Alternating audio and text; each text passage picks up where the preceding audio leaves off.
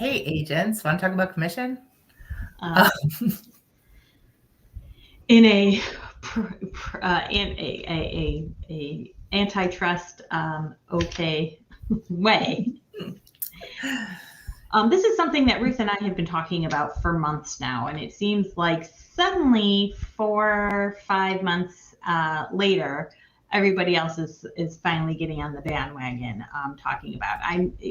The first 3 months or so, people would stare at me and just look blankly. And by people, I mean Agents.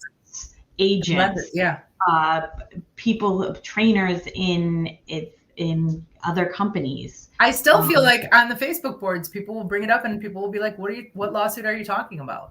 What is this lawsuit about? I mean, seriously, are you under a rock? Like, everybody needs to know these big things that are going on in our profession.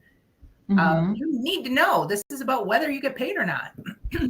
Our MLS made the proactive before any of these lawsuits had any type of payouts, or it was still open and going. Our MLS at the beginning of June changed our commission structure and what co-ops were available. There always had to be a co-op number, and now it is 0 is acceptable. And the last week of May was with a group of maybe 15 agents, and I brought it up as a concern, and not a single person in that room knew what I was talking about. And that was a major change happening within days at our MLS. And they didn't have an answer. Their answer is like, well, we'll just tell the clients that we're worth their money. Right. It's easier said than done. Yeah. And so a VA buyer is not even allowed to pay their agent. Nope. The majority of first-time home buyers are taking coins out of their couch these days to scrape together the money to buy whatever it is they can buy. Or using down payment assistance programs. Sellers who are also buying. I mean, if they're working with us, we're going to tell them that we think it's a good idea for them to pay the buyer's agent. So then are they going to pay us as the buyer's agent also? Right.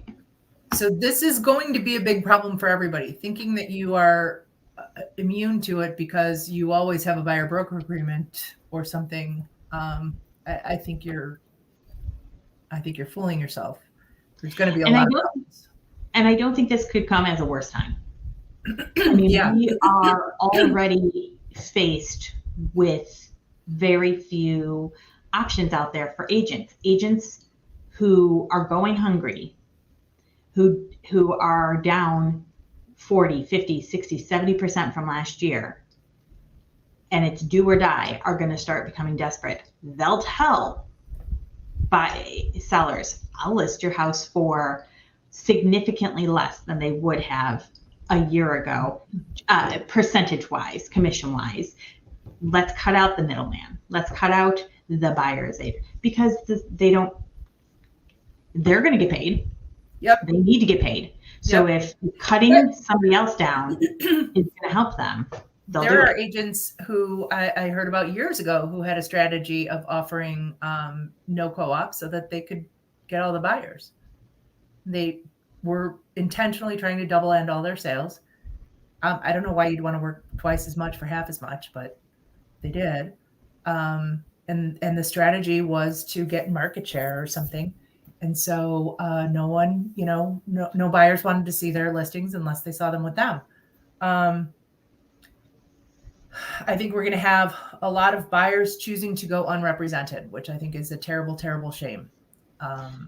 Because it's the people who have likely never done this before. It's going to be first-time home buyers a lot of the time, right, that are going to do this and just not know what they don't know. But again, as we constantly tell her, when we're on our Facebook Lives, okay, even if you moved a bunch of times, so you've done it 10 times in your life, that's high for somebody to have moved and bought and sold 10 times in their life. And that's still, I've done that more this year, than they've done their whole lifetime. So we really need to not be at a race for the bottom as agents. Yeah. We need to not look out only If for you're an ourselves. agent who isn't making it because I'm going to be blunt here. If you're an agent who's not making it because you're not that good at this, or you don't care enough, or you don't do a very good job, or you've got other things going on that are more important, go do something else, because this is not your market. And it's gonna really mess things up for all of humanity if we don't get as many real professionals in this business as we can over the next year or so while this is being figured out. I think there's still good agents that are struggling in this market. I'm not saying if you're struggling. I'm that saying if you don't care. I'm talking about the people who do not care, who are doing it for fast money, right? For any way possible. And they use car dealers, right, of our industry. Exactly. Yeah, I mean, all of us are struggling right now. If you're struggling, by the way, join us for DTFW. Go to dtfw.club. You can join us in our prospecting. It's free, no obligation, nothing. But we're just putting that out there because we think everybody could use it. And that is a program for reaching out to your sphere on a regular, systemized, habitual basis with company. So just want to throw that plug in there. I don't know if it's really a plug when it's free. But no, and we get nothing out of it. Exactly. It's just doing what we do every week with others now. Exactly. So Danielle and I will be ready and willing to help out anybody who's willing to do the work. Mm-hmm. Yeah, but those who are on the edge, who got their license because they didn't have anything to do. Or they thought it was going to be glamorous, or any of those things, you need to know we're in for some rough waters. And it's going to take a pro. And if you want to step up. But if you don't, please go get a job. Yeah. And I think that, we can't price fix. I don't know why everybody else can. I don't know why, unions are able to strike for more pay and we can't even talk about it. But we need to make sure that we're all making a living, that whatever the market will bear is what we're able to charge, and undercutting one another isn't good for anybody. Because I also, so there's people who, for whatever reason, can charge less money.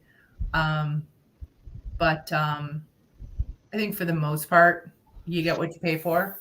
I think that one of the things I always say to sellers is what we charge is what we need to charge to do a great job.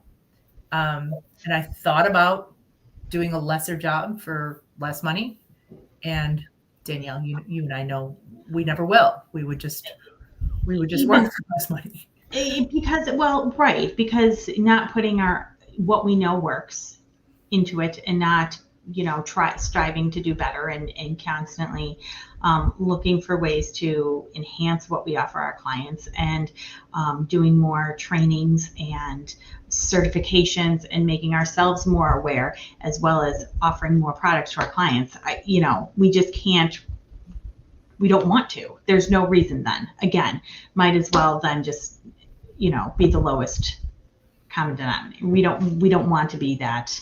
We don't want to be that, and we phoning it in. That. Like I always say, there's one person I have to look at when I brush my teeth, and I go work for a company out there that pays agents to open every door. Yeah. And somebody sits and just gets things handed on their desk when somebody's buying. I'd go if I didn't care, if I didn't think that we had something to offer as independent contractors, as business owners ourselves. So let's all try to take a step up at this point. Let's not try to take steps down and go, well, X is better than nothing. No, we need to be better. You and your business need to be better. And we have a chance if we get everybody on board with buyer broker agreements. I mean, there's some states where they're required. I think they should be everywhere. And if we get people stepping up and tightening up their systems and leaning into being a true professional instead of running out the door every time their phone rings or they get a text from a stranger, that's just good for everybody. I mean, it's good for the customers. Absolutely great for home buyers and sellers. Good for agents. Good for everybody. Yeah. I mean, I can't remember if we were talking about here that, there was a reason that buyers representatives became a thing. It was to help the consumers. And now they are suing us, basically saying it's against the consumers. And we have to keep reminding everybody that this is best for everybody. What we're doing matters. It helps people.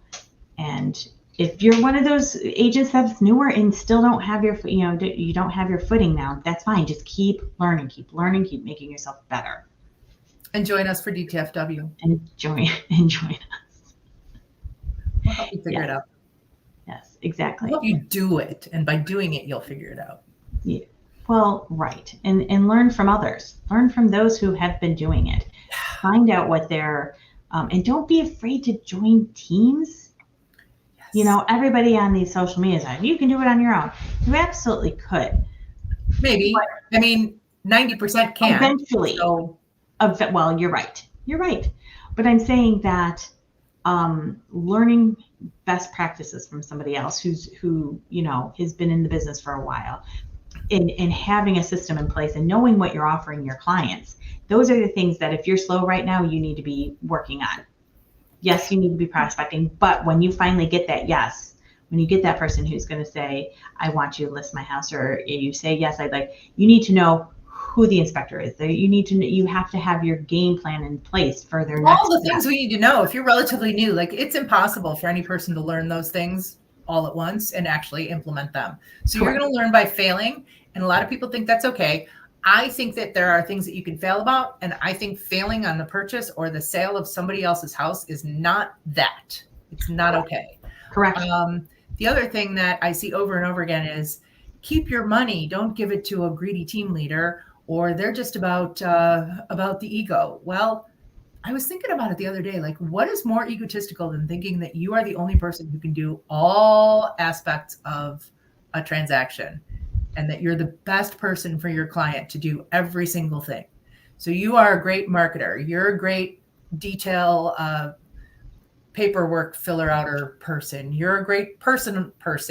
You are a great person at following up. You are all of the things that go into being an agent do not live in one person. There isn't a person who's good at them all. If there is, I would really like to meet you. But I don't think so. So if you are at all struggling, I think that now there's lots of crappy teams. Don't get me wrong. There are a lot that are built on the wrong premise, with the wrong motivation. So, do your homework and find out. But just to reject the idea of a team, you're a business owner and it costs money to be in business. So you're either going to pay collectively for a team leader to orchestrate all of that, like my team does, or you're going to pay for it individually by yourself. Guess which one is more expensive? We were talking about the breakdown of our checks. You don't get to keep that check, right? Some of it goes to a broker. Then the rest of it, you've got to figure out how to spend on marketing yourself, but also marketing the listings that you have. I've seen agents say, I can't afford to get professional photography. Well, then you can't afford to take a listing. You don't get to screw around with somebody's hundreds of thousands of dollars assets with your cell phone because you don't refuse to pay $200 and you don't have the money to run your business. Yes. You would need to run a business. It takes capital. If you don't have it, then you need to find another way to do it. So teams are a great way to do that. I think that people reject them out of hand far too often. Absolutely. And again, I think the solo agents are the ones who are egotistical. I'm ready and willing always to admit that there's a whole lot of stuff I suck. Starting out. I don't necessarily think that. No, we're a team. I benefit from everybody on my team. I can't do it alone. Yeah. Well, some sort of, yeah. Yeah, I mean, you might decide after being on a team that you've learned enough and you can go solo, but I'm going to say you're still, it's not going to cost you less money. Well, right, but lone ranger type of things. It is a much better business the more collaborative you are. Yeah, and also you might be in a position at that point to hire people to help you. Right. That's okay. But anybody who thinks that they're just the best person for everything is probably not serving their clients as well as they could. Right. So I still can't remember what we decided next week's was. We had a whole conversation. Surprise. Yay! Surprise for us all. All right. See you later. See ya.